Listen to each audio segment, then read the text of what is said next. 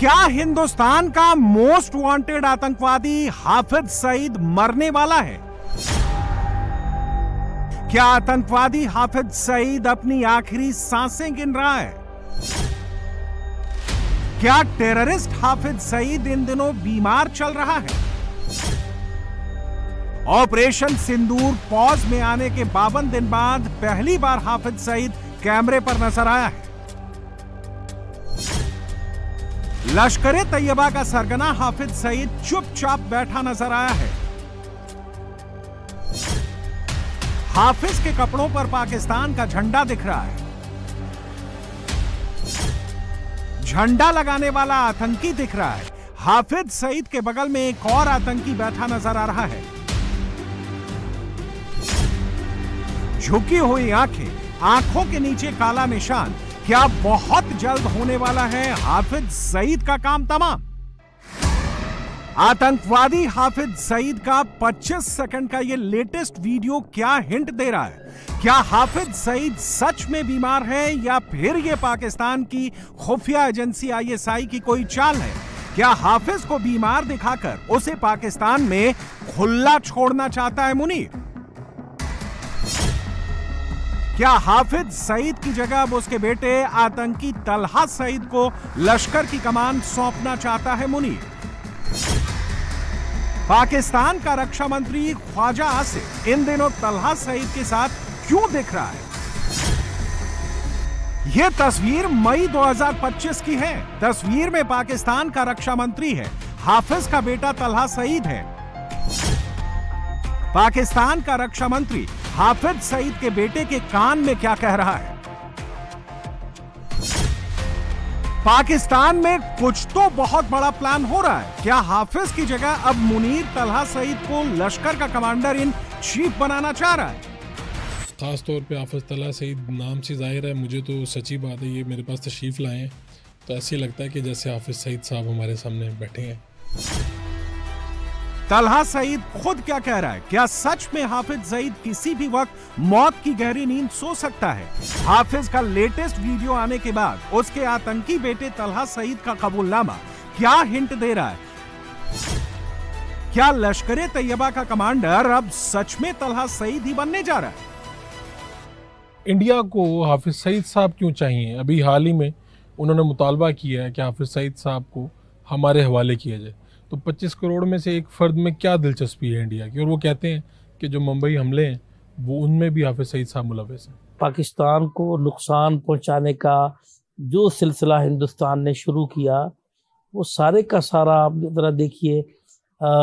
ये 1-2 साल कबल जोहर टाउन हमारे घर पे भी ब्लास्ट इंडिया ने किया। जी बिल्कुल, तो ये इंडिया ने करवाया? जी बिल्कुल, उसकी सारी रिपोर्ट्स आ चुकी हैं, उसकी सारी तहकीकाती रिपोर्ट आ चुकी हैं। तो हाफिज सईद साहब की इस वक्त क्या एज है, कैसी सेहत है और इस वक्त स्टेटस क्या है? क्या वो गिरफ्तार हैं या नजरबंद हैं, क्या है? हाँ जी, वो इस वक्त कैद में है, जेल में है और वो अल्हम्दुलिल्लाह महफूज भी हैं। सेहत अल्हम्दुलिल्लाह उनकी पहले से बेहतर है। बड़ा एक शानदार सुबह से लेकर शाम तक, रात तक बेहतरीन उनका शेड्यूल है और वो बड़े ही ज़बरदस्त तरीके से वो अपना ये वक्त गुजार रहे हैं। तो इसी कॉज को आगे लेकर कौन हाफिज सईद साहब समझते हैं कि शायद आप इस कॉज को आगे लेकर चलेंगे जिस तरह वो ये पूरी तहरीक को चला रहे थे, लीड कर रहे थे? नहीं, इंशाल्लाह मैं भी हूँ और उनके साथ जो भी जिसको वो मुनासिब समझे, जिसको वो बेहतर समझते हैं, वो अल्हम्दुलिल्लाह उसको आगे ला सकते हैं, ला रहे हैं। तो मैं भी अल्हम्दुलिल्लाह एक खिदमत का काम कर रहा हूँ। आप क्या समझते हैं कि अगर किसी मोड़ के ऊपर पाकिस्तानी रियासत ये फैसला कर ले कि हम हाफिज सईद साहब को हवाले कर देंगे तो आप मुज़ाहमत करेंगे? क्या करेंगे? मेरे भाई, इंशाल्लाह हम ये समझते हैं कि पाकिस्तानी हुकूमत और रियासत किसी भी मोड़ पर इस तरह का कदम हरगिज नहीं उठा सकती। तलहा सईद के कबूलनामे से 3 चीजें क्लियर हैं। नंबर 1 ये कि हाफिज सईद भले ही ताजा वीडियो में बीमार दिख रहा हो लेकिन वो अभी जिंदा है। नंबर 2 ये कि पाकिस्तान हाफिज को अपने पास संभाल के रखेगा, फुल प्रोटेक्शन देगा। और नंबर 3 ये कि मुनीर अब लश्कर की कमान तलहा सईद के हाथों में सौंपने का इरादा कर चुका है। तभी तो पाकिस्तान का रक्षा मंत्री इन दिनों तलहा के कान में खुसर फुसर करता दिख रहा है। और इसका एक हिंट मई 2025 की इन तस्वीरों में भी है, जब भारत के ऑपरेशन सिंदूर के बाद लाहौर के करीब कसूरी में पहलगाम हमले का मास्टरमाइंड सैफुल्लाह कसूरी, तलहा सईद और पाकिस्तान के पंजाब प्रांत की असेंबली का स्पीकर एक साथ एक मंच पर दिखे थे। और उस वक्त पाकिस्तान की पंजाब प्रांत की असेंबली के स्पीकर मलिक मोहम्मद अहमद खान ने तो बाकायदा हाफिज सईद के लिए अपने रिश्तों को पारिवारिक बताया था। वो मंच पर तलहा सईद के बिल्कुल करीब बैठा नजर आया था और उस वक्त तलहा सईद का जो फ्रेम कैमरे में रिकॉर्ड हुआ था उससे एक और चीज क्लियर थी, और वो ये कि पाकिस्तान के फील्ड मार्शल मुनीर ने पाकिस्तान में तलहा सईद की प्रोटेक्शन अचानक बढ़ा दी है। पाकिस्तानी फौज की स्पेशल यूनिट्स की तैनाती एक आतंकवादी की सुरक्षा में लगा दी है और इसका खुलासा भी खुद तलहा सईद ने ही कैमरे पर कर दिया।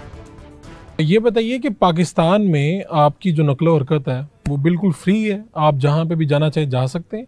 जी अल्हम्दुलिल्लाह। तो क्या वजह है? क्या आप, मैंने देखा कि आपने कोई हिफाजती बंदोबस्त भी किए हैं, किससे खतरा है आपको?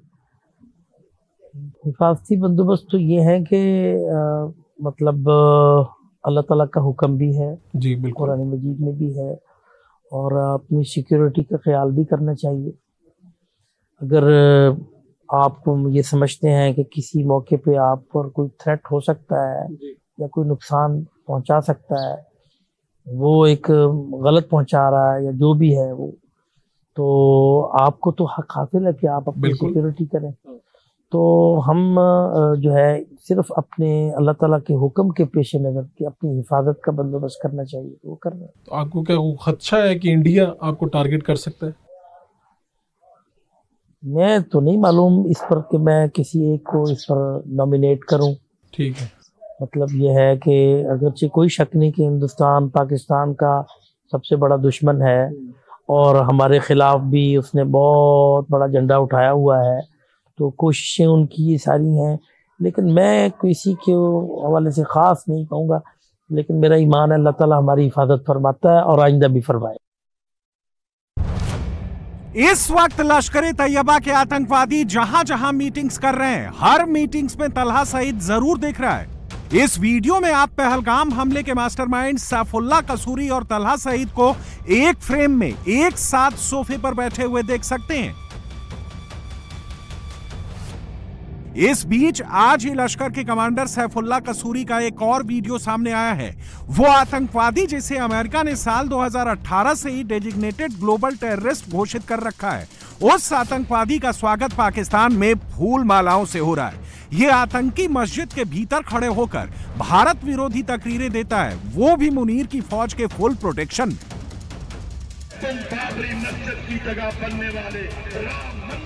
और इस वक्त पाकिस्तान से जैसी तस्वीरें आ रही हैं उसे देखकर यही लग रहा है कि मुनीर ने लश्कर, जैश, हिजबुल इन सबके आतंकवादियों को फ्री हैंड दे दिया है। और ये आतंकवादी कैमरे पर क्या क्या कह रहे हैं, भारत पर हमले वाली कौन सी चेतावनी दे रहे हैं, उसका सबसे लेटेस्ट वीडियो आ गया है, गौर से सुनिएगा।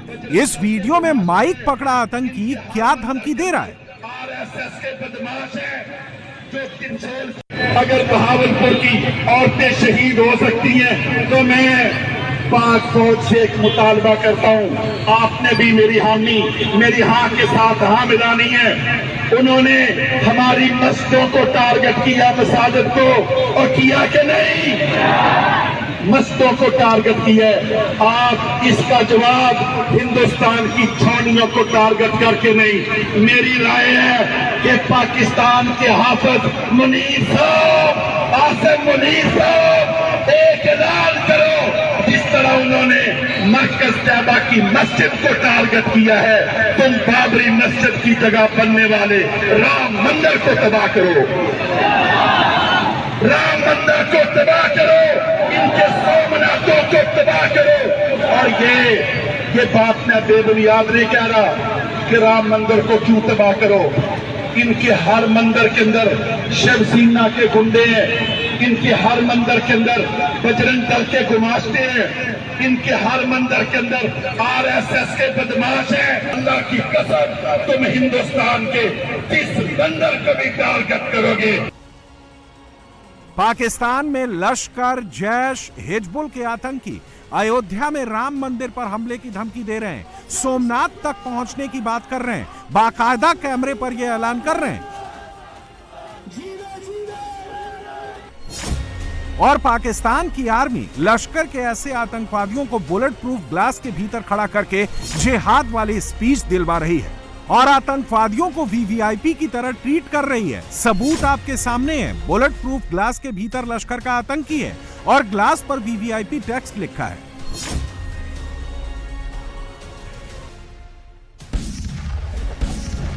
मगर ऐसा करके पाकिस्तान खुद ब खुद अपनी मौत को इनविटेशन दे रहा है, क्योंकि अब हिंदुस्तान को ऑपरेशन सिंदूर पार्ट 2 शुरू करने का एक रीजन खुद पाकिस्तान ने दे दिया है। पाकिस्तान में बैठकर गीदड़ भपकी देने वाले सारे आतंकी ब्रह्मोस के अचूक निशाने पर हैं और ये सरप्राइज मुनीर को किसी भी वक्त मिल सकता है। इसका हिंट किसी और ने नहीं, भारत के विदेश मंत्री ने दे दिया है, वो भी अमेरिका की धरती पर खड़े होकर। 5 weeks ago, the United Nations Security Council issued a strong condemnation of a particularly horrific act of terrorism in Pahalgam. It demanded that its perpetrators be held accountable and brought to justice. We have since seen that happen. What that response underlines is the larger significance of the message of zero tolerance for terrorism. The world must come together on some basic concepts: no impunity to terrorists, no treating them as proxies, and no yielding to nuclear blackmail. Any state sponsorship must be exposed and must be countered. S Jaishankar ने सिर्फ इतना ही नहीं कहा, वो एक step आगे गए। हिंदुस्तान के न्यू नॉर्मल का मैसेज दे दिया। अमेरिका से पाकिस्तान को कह दिया, अब अगर पाकिस्तान ने एक भी हिमाकत की तो भारत घर में घुसकर मारेगा और हर उस आतंकवादी को मारेगा जो भारत पर हमले की कोशिश करेगा या फिर हमले के बारे में सोचेगा। और पाकिस्तान को विदेश मंत्री का यह मैसेज कितना सख्त है, इसका अंदाजा इस तस्वीर से लगा लीजिए। फ्रेम में एस जयशंकर हैं, सामने पहलगाम हमले वाला पोस्टर है और इस पोस्टर का फियर पाकिस्तान में अभी से दिखने लगा है। भारत हमला करेगा, यह सोचकर पाकिस्तान में इन दिनों हर रोज एक नया पैनिक दिख रहा है।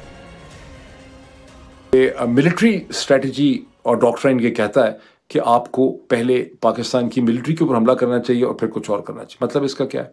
मतलब इसका यह है कि अब इंडिया में आर्गुमेंट ये बनाया जा रहा है कि जिस तरह से इसराइल के अंदर दमखम है और इसराइल नर है या मैस्कुलिन है और करके दिखाता है, इसी तरह जो अगला राउंड होगा हिंदुस्तान पाकिस्तान का, चाहे वो 6 महीनों में होता है या 2 साल में होता है या 2.5 साल में होता है, उसमें हम ये एक्सपेक्ट कर सकते हैं। खतरा ये है, आर्गुमेंट ये बनाया जा रहा है कि बगैर डिक्लेरेशन के, इस दफ़ा वो ये नहीं कहेंगे कि ये कर दिया पाकिस्तान ने तो हम सोच रहे हैं, इसका मतलब है वो बगैर कोई इंदिया दिए पाकिस्तान के मिलिट्री बेसिस और एयरफोर्स के ऊपर चढ़ दौड़ेंगे। मुझे ये खतरा कम से कम महसूस हो रहा है। बाकी अपनी लोग इस पर अपना जमा प्लस जो है वो कर सकते हैं 2+2 कि इसका मतलब क्या बनता है। हिंदुस्तान कहता है पाकिस्तान का हाथ था, छुपा हुआ हाथ था, और इसीलिए पाकिस्तान को इसका खसारा भरना पड़ेगा। इंडिया जो हमें लग रहा है वो एक बार फिर जंग छेड़ने की कोशिश करेगा पाकिस्तान को लेकर। पाकिस्तान दूसरी जानिब से क्या प्रिपेयर हो सकता है? नहीं हो सकता। खतरा फिलहाल मौजूद है। ये जंग नहीं खत्म हो गई है, इंडिया खत्म नहीं हो गया है, इंडिया अभी अपनी जगह पे मौजूद है और जंग में बदला लेने में है। ये दुनिया भर में ये एक क्यास नहीं है, दुनिया भर में ये तज्जिए हो रहे हैं कि एक हॉट वार जो है ना सर पे खड़ी है, ये 6 महीने से 12 महीने के अंदर अंदर ये इसका इम्कान है। और ये जब होगी तो बहुत शदीद होगी। हमें एयरफोर्स की वो नहीं मैसर थी, उन्होंने हमें ना वो जैसे रुई धुनके ना उस तरह धुनक के रख दिया। अब 2 में से एक ही बचेगा। इस बात का शदीद तरीन अंदेशा मौजूद है कि इंडिया ने अगरचे के मायदा किया हुआ है फर्स्ट स्ट्राइक न करने का, लेकिन यह कि वो अब एटमी हमले ही से आगाज करे, उसके वजूद को खतरा है।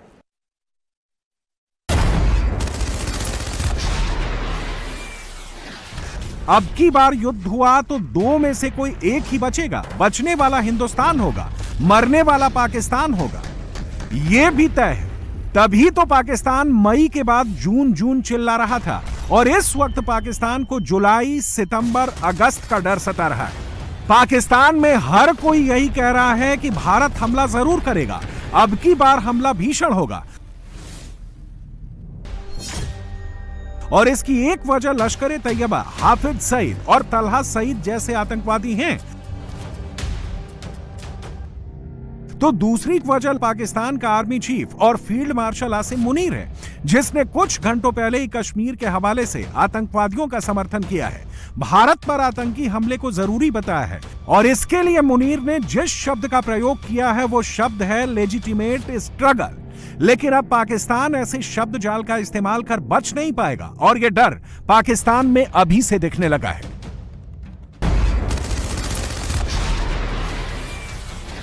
मोदी ने पहले ही क्लियर कर दिया है, पाकिस्तान प्रॉक्सी वॉर नहीं, आतंकवाद की आड़ में सीधे सीधे भारत के खिलाफ युद्ध कर रहा है और अब की बार इसका मुंहतोड़ जवाब दिया जाएगा। यह जवाब ऑपरेशन सिंदूर पार्ट 1 से भी ज्यादा खतरनाक होगा। पाकिस्तान में मौजूद एक एक आतंकवादी का चुन चुन कर हिसाब होगा।